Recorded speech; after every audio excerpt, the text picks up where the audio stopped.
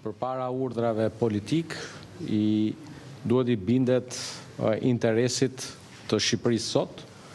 Jemi në një moment vendimtar sa I përket rrugës drejt antarësimit në Bashkimin Evropian.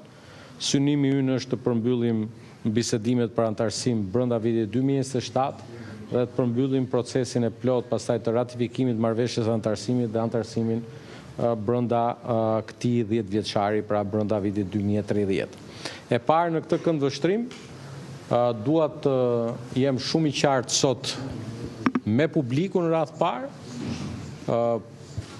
sa I përket pozicionit tonë, një pozicion që ja kanë bërë me dije edhe kolegëve të Partisë Demokratike në konferencë kryetarëve apo dhe në komunikime të tjera jo publike. Se kushte, kërcënime, shantazhime me histori komisionesh apo votimesh në Kuvendin e Shqipërisë ndaj Partisë Socialiste, ndaj grupit të saj parlamentar nuk ka. Me historinë që ne ikim, ne zvim, ne zvotojmë, ata të shohin punën e vet, ne do shohim punën tonë.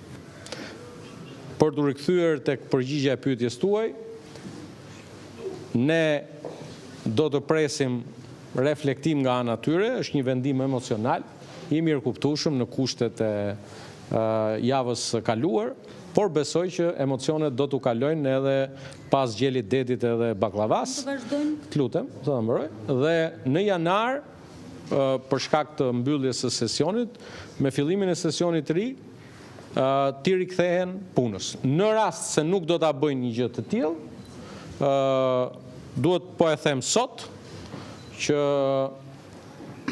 ata e prishin dakordsinë për të mos marrë pjesë në komision, ne e prishim dakordsinë për të ndryshuar shumicën në të dy komisionet. Pra, në rast se ata mendojnë që mund marrin peng komisionet për shkak se komisionet janë bipartizane me barazi mes pakicës dhe shumicës, atëherë ne do respektojmë vullnetin e shqiptarëve, të cilët kanë caktuar se kush është shumica dhe kush është pakica. Pakica nuk e merr dot peng nevojën e reforme, ndërkohë që gatishmëria jonë për të ulur me opozitën për çdo çështje mbetet e njëjtë. Mbajini mend se ju jeni edhe memoria për shkak të detyrës së vyer që kryeni si gazetar, si media. Këtu kemi qenë në shtator, kur unë kam komunikuar bashkë me ju dhe përmes jush, përmes kamerave tuaja, përmes mikrofonave tuaj, kam komunikuar me opozitën dhe kam thënë, hajde ulemi të zgjedhim avokatën e popullit.